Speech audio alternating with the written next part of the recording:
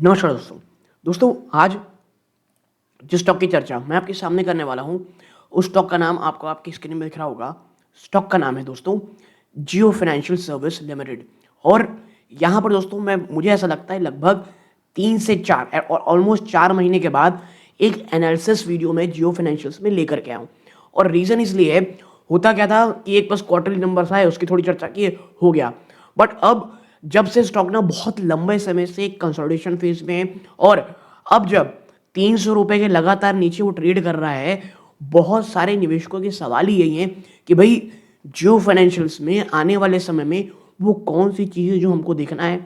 एक चीज़ तो श्योर है कि अगर जियो फाइनेंशियल 300 के नीचे लगातार सस्टेन कर जाता है तो भाई टेक्निकली बड़ा वीक होगा।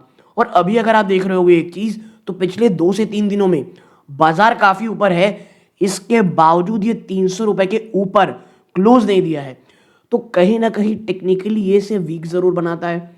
और अगर हम जियो फाइनेंशियल में पिछले 6 महीने में जाएं, आप यहाँ पाएंगे एक तो ये देखिए 290, 200, 330, ये एक 30-40 रुपए की रेंज है जहां पर लगातार ट्रेड थी।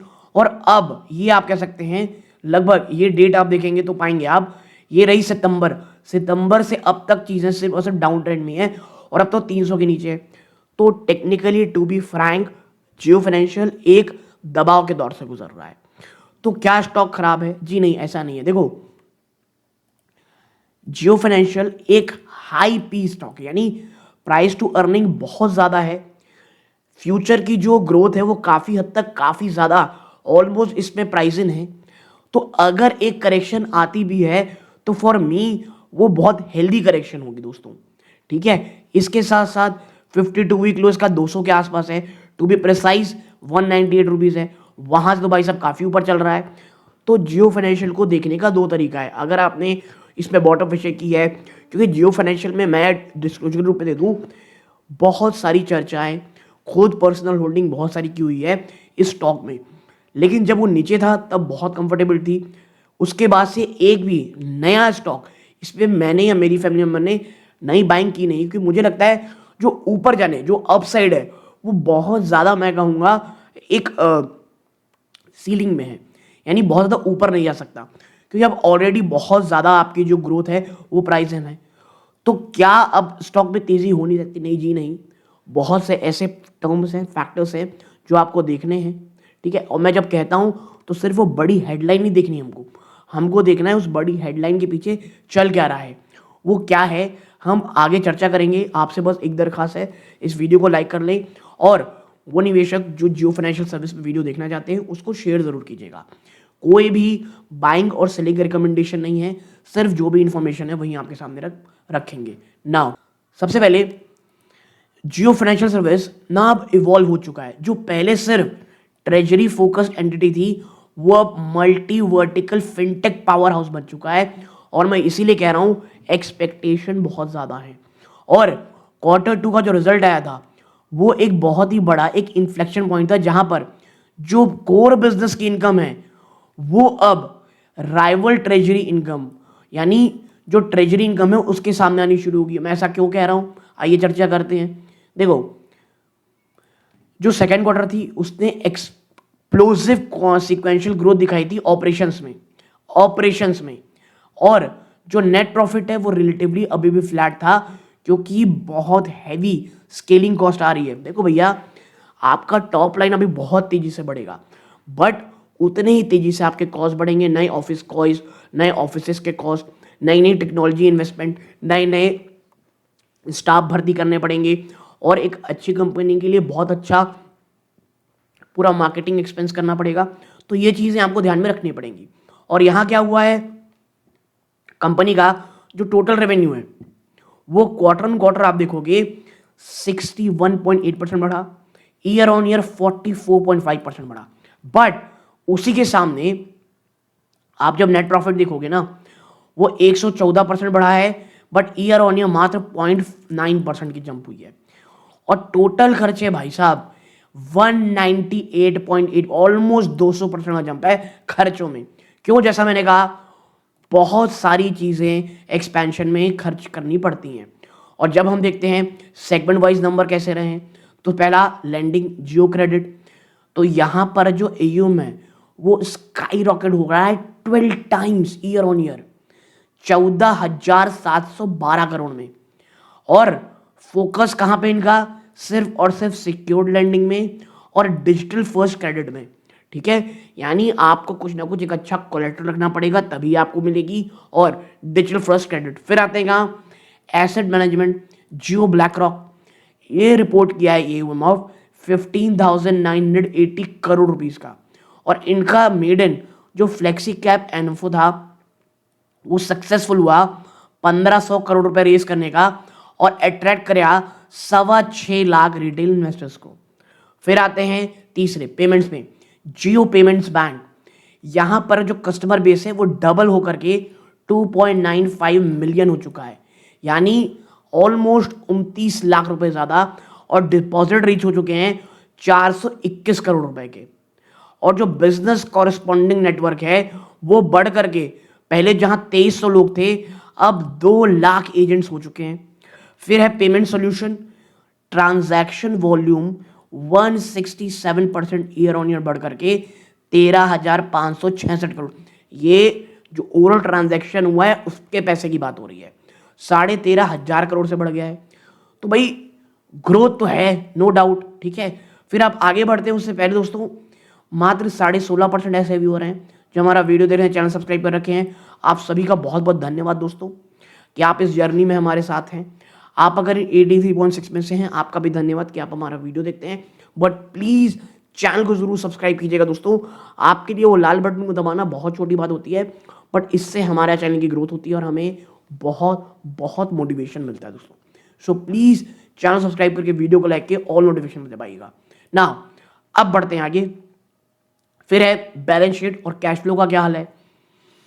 एक बहुत जबरदस्त कैपिटल बेस है कंपनी के पास, 1,40,000 करोड़ से ज्यादा का। डेट इक्विटी अब भाई साहब ये अभी एक्सट्रीमली लो है, मात्र 0.03 टाइम्स है, जो इसे प्रोवाइड करती है क्या, एक किला यानी किलेदार बैलेंस शीट। और अगर आप इससे कंपेयर करोगे ना बजाज फाइनेंस से, तो वो 3.5 से 4 गुना है। और देखो मैं बता दूं अभी क्या है, ये छोटी है बैलेंस शीट। जब ये लैंडिंग बिजनेस का बहुत ज़्यादा बढ़ेगा तो भाई आपको पैसे उठा करके ही देने पड़ेंगे। ठीक है, तो ये चीज़ याद रखिएगा। लेकिन हाँ, अभी कैपिटल बेस बहुत ज़्यादा है तो ये चीज़ें जल्द नहीं होंगी, अभी काफ़ी समय लगेगा। तो फॉर नाउ बैलेंस शीट बहुत अच्छी है।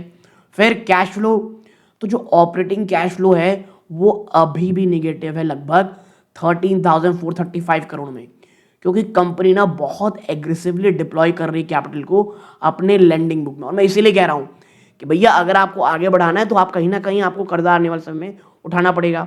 बात करें लिक्विडिटी की, शॉर्ट टर्म एसेट हमने जैसे चर्चा की है, ये स्लाइटली बिलो है जो लॉन्ग टर्म लाइबिलिटी है।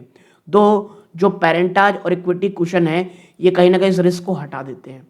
ठीक है, फिर आप आगे बढ़ते हो, मैनेजमेंट क्या कह रही है। और यहाँ पर आपको हम यहाँ पर मैनेजमेंट की जो बात है तो थोड़ा सा डीप लेवल में लेके जाएंगे। मैनेजमेंट ने बात कही है, सिग्नल दिया है एक बहुत ही इंपॉर्टेंट मोड का, सिर्फ एक ट्रेजरी बैक्ड एंटिटी के मुकाबले ऑपरेशनली ड्रिवन पावर हाउस बनने की बात कह रही है। और जो कोर मैसेज है वो जेएफएस का, ये सिर्फ एक शिफ्टिंग नहीं है इनके Reliance stake, but actively monetize जो ओवरऑल इनका जियो इकोसिस्टम है उसकी बात कही जा रही है। हम आगे बढ़ेंगे और बात करेंगे क्या, मैनेजमेंट के इन्फ्लेक्शन पॉइंट नैरेटिव की। जो सीईओ है ना हितेश सेतिया जी, उन्होंने हाईलाइट किया है कि पहली बार जो नेट इनकम है ना फ्रॉम बिजनेस वो जो 317 करोड़ आई है उसमें 52% जो कंट्रीब्यूशन है टोटल नेट इनकम, इसमें एक्सक्लूडिंग डिविडेंड है दोस्तों।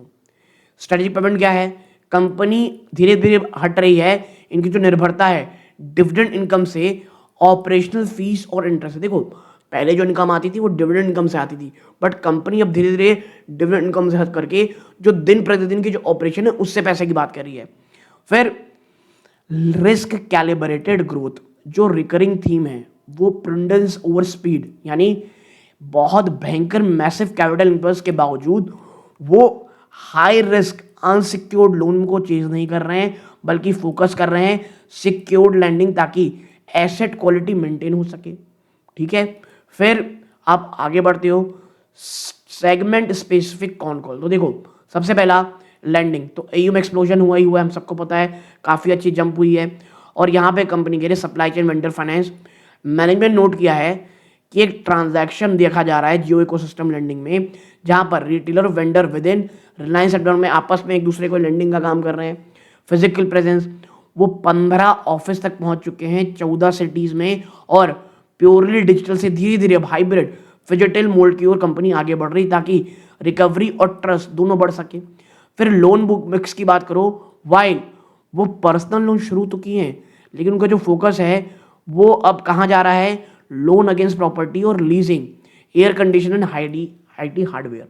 ठीक है, फिर आप आगे बढ़ते हो, asset management, the BlackRock advantage. देखो मेडन एनएफओ सक्सेस, देखो अभी कंपनी सिर्फ एक फ्लेक्सी कैप फंड है सक्सेस हुआ है, जहां पर 1500 करोड़ बढ़ा है, और ये प्रूफ है कि रिटेल ब्रांड ट्रस्ट अभी भी है। फिर बात कर लेते हैं क्या पाइपलाइन की, तो आप देखोगे मैनेजमेंट ने कंफर्म किया है कि वो अब फाइनल स्टेजेस में है, जहां वो लॉन्च करेंगे वेल्थ मैनेजमेंट और ब्रोकिंग सर्विसेज को, और एम करेंगे कि वो कैप्चर कर पाए high net worth segment along side retail.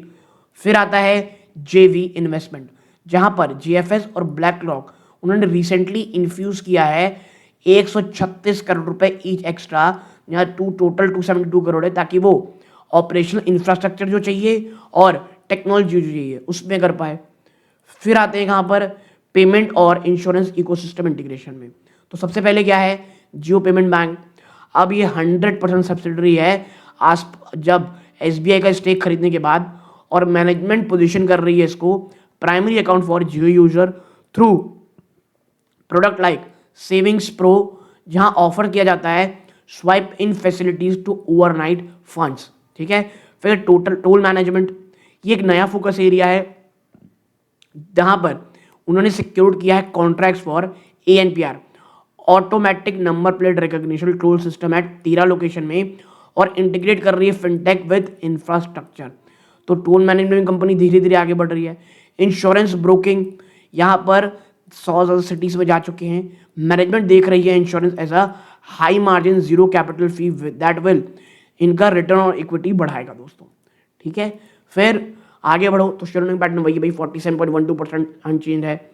FII 11.85 है, जहां पर थोड़ी बहुत गिरावट हुई है, जो पहले 12.30 था, लेकिन ये जो ग्लोबल कॉशन है उसके कारण है, कंपनी पे इशू नहीं है। DII वहां पर लगातार ट्रेंड बढ़ रहा है, म्यूचुअल फंड ने 6.45 से बढ़ा करके अपना 6.47 कर लिया है दोस्तों। तो अभी भी म्यूचुअल फंड इंडस्ट्री का इसमें भरोसा है, इसमें कहीं कोई दो राय नहीं है। ठीक है, फिर रिटेल 26 इंटरेस्ट है।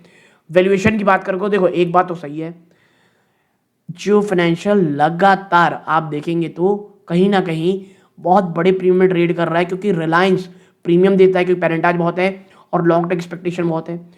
ट्रेलिंग 12 मंथ में पी भाई साहब 115 से 124 है, जहां पे सेक्टर एवरेज मात्र 32 टाइम्स है। प्राइस टू बुक 1.6 टाइम्स है। ब्रोकरेज का एवरेज टारगेट प्राइस 343 रुपीज़ है, जो बहुत ज़्यादा मुश्किल है। मार्केट्स मोजो वो होल्ड बात करते हैं फॉर एग्जिस्टिंग, लेकिन कोई भी फ्रेश एंट्री के लिए बात माना की जा रही है। वैल्यूएशन जब तक 200-220 तक ना आ जाए। सेंटिमेंट 50% है दोस्तों। टेक्निकल वही है भैया, हमने यहाँ चर्चा की है, मेजर सपोर्ट 281 के आसपास है, स्ट्रॉन्ग 273, ये AI जनरेटेड है, तो प्लीज़ इसे, ये मेरी तरफ से नहीं है, ये पूरी तरह AI जनरेटेड है, तो अपने ध्यान में रखें। फिर 273 है, और फिर लॉन्ग टर्म भाई साहब 200 तो बहुत ही ज़बरदस्त है। तो लॉन्ग टर्म यहाँ जो बात कही जा रही है वही है भैया कि जियो फाइनेंशियल कोई प्रॉफिट स्टॉक नहीं है, ये एक लॉन्ग टर्म प्ले है, एक लॉन्ग टर्म इंडिया का जो फिनटेक डिजिटाइजेशन है उसकी बात कही जा रही है। और स्ट्रेंथ यही है कि कैपिटल बहुत भयंकर है, रिलायंस का पूरा इकोसिस्टम डिस्ट्रीब्यूशन है, और वर्ल्ड क्लास पार्टनरशिप है ब्लैक रॉक की। रिस्क सबसे बड़ा जो मुझे भी लगता है वो हाई वैल्यूएशन है। फिर अगर इस क्राउडेड मार्केट, क्योंकि भैया फिनटेक और ये सब चीज़ें बहुत ज़्यादा क्राउडेड हो रखी हैं, तो अगर कहीं एग्जीक्यूशन रिस्क आता है, और जब आप इतने हाई वैल्यूएशन में रहते हो तो गिरावट का खतरा होता है, और हाई इनिशियल ऑपरेशन ये कहीं ना कहीं मार्जिन को कंप्रेस करेंगे दोस्तों।